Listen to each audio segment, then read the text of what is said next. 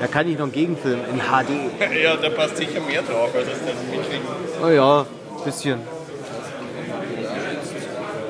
So. Mal winken. Haben wir bestimmt schon 1000-mal gemacht.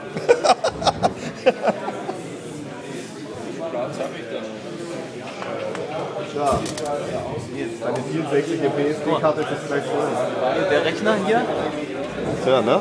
der Rechner hier ist auch schon auf Fotos von der Unconventional 2000 zu sehen. Echt? Ist der schon so alt? Nö, der ist nicht so alt. Bitte? Der Rechner dort so ist auf den Fotos von der Unconventional 2000 auch schon zu sehen, oder? Ja, Ist das ein Pentium 1? ein Celeron 400. Celeron 400. Okay. Ne, da tut halt seinen Dienst, ne? Nicht jung. Ja. Ja, du gehörst auch zu den Leuten, wo nichts kaputt geht, ne? Geht mir genauso. Ich drehe das Zeug auch meistens nicht auf die Ecke. Ja. Das wird regelmäßig sauber gemacht. Vor allem benutzt und immer komplett leer machen Akku, dann wieder voll, dann läuft es nicht auch lange. Also der Original-Akku, der ist nicht mehr so toll. Dann habe ich irgendwann mal bei uns im Lager noch einen Akku gefunden, so einen Lagergüter. Den konnte ich haben, der war noch recht gut. Der hat noch normalerweise 70% mittlerweile.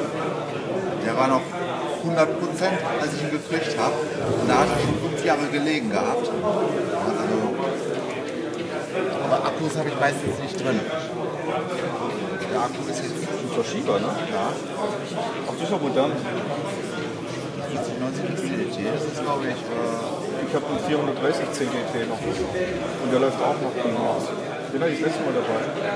Das habe ich mir noch nie.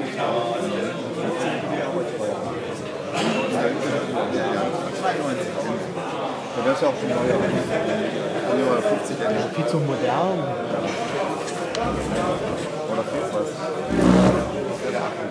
Achso, du machst ja komplett über Netzteil. Ja.